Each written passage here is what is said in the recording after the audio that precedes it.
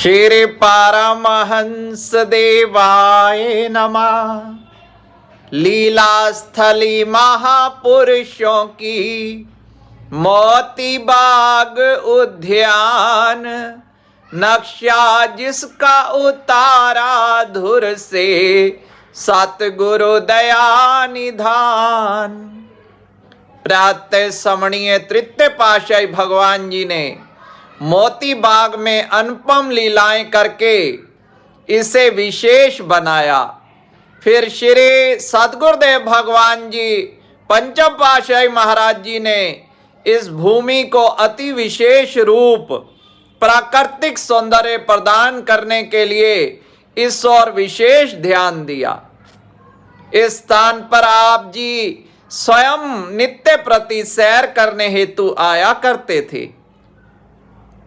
आप जी स्थायी निवासियों को कभी कभी यहाँ पर दर्शन भी दिया करते थे और विराजमान होकर हम गुरुमुखों से सेवा भी करवाया करते थे। वो तेज, वो मुखड़ा, वो जलवा नुरानी, मुझे याद है, याद में खो गया। मुझे याद है, याद में खो गया। अपना जीवन लुटा दूं तेरी याद में, मैं तो जग को भुला दूं तेरी याद में। वो प्रसाद हमें लुटाना, वो लीला मधुर दिखाना, मुझे याद है, याद में खो गया। गुरुमुख दर्शन और फूलों के सुगंधित वातावरण, मोती बाग में दिव्य फूलों की सुगंध, इन सब वातावरण में आत्म सुख को अनुभव करते। एक बार दोपहर को लगभग 11 बजे सभी गुरुमुखों के लिए श्री दर्शन खुले। भक्तजन कई बार भक्ति प्रेम से सराबोर नाटिकाएं श्री चरणों में प्रस्तुत करते। इस अवसर पर कुछ भक्तजनों ने ब्रह्मा जी, भगवान शिव, देवर्षि नारद, देवराज इंद्र, ऋषि मुनियों का वेश धारण किया। यह सब देवता प्रभु दर्शन की लालसा लिए मोती बाग के द्वार पर खड़े थे। सभी भक्त महात्मा जन उसी द्वार से अंदर प्रवेश कर रहे थे। एक भगत जी को ब्रह्मा जी ने विनय की कि वह चारों वेद श्री चरणों में भेंट करना चाहते हैं, इसलिए आज्ञा चाहते हैं। भगत जी ने कहा, आप वेद भेंट करेंगे, परंतु किसके लिए? हमारे महाप्रभु श्री परमहंस दाता दयाल जी सभी विद्याओं के सागर हैं, सिरमौर हैं। सागर को बूंद की क्या आवश्यकता। हम भक्तों को उन्होंने एक ही शब्द में समस्त वेदों का सार तत्व समझा दिया है। हमें और अधिक जानकारी या पढ़ने लिखने से अब कोई सरोकार नहीं। एक शब्द गुरुदेव का, जाका अनंत विचार, पंडित था के मुनि जन, वेद न पावे पार। ऐसा कहते हुए वह भगत जी आगे की ओर बढ़ने लगे।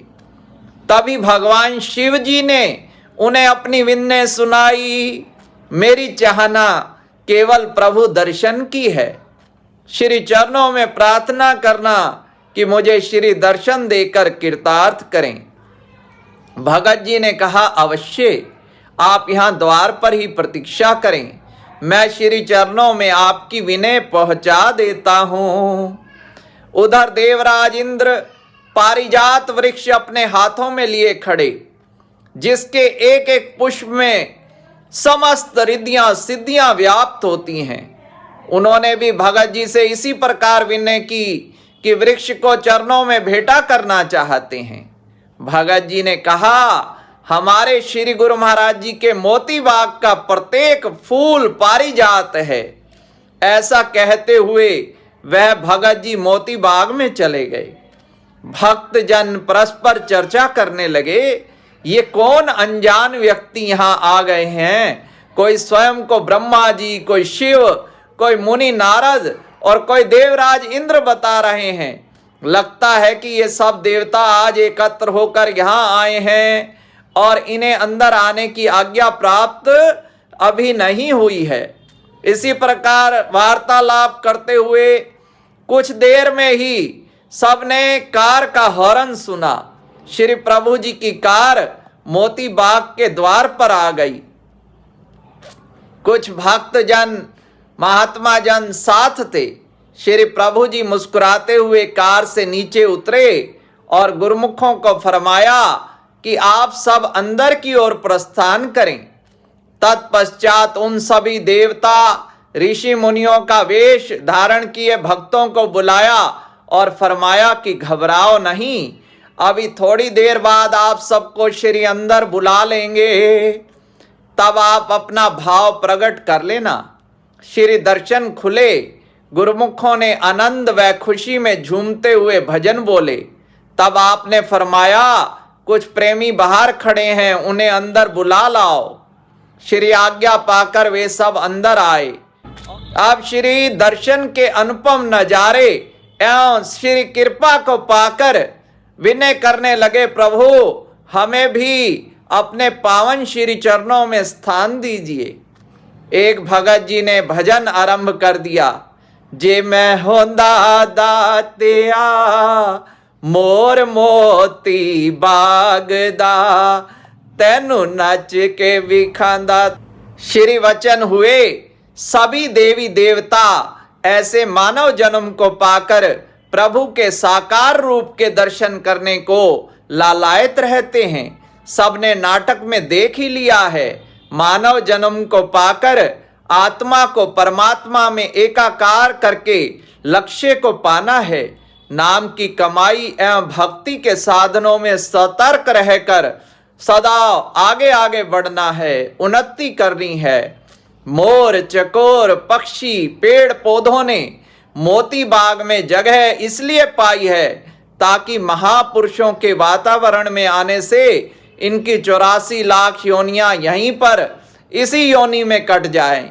गुरुमुखो, श्री अनंतपुर दरबार भक्ति के लक्ष्य को उपलब्ध कराता है।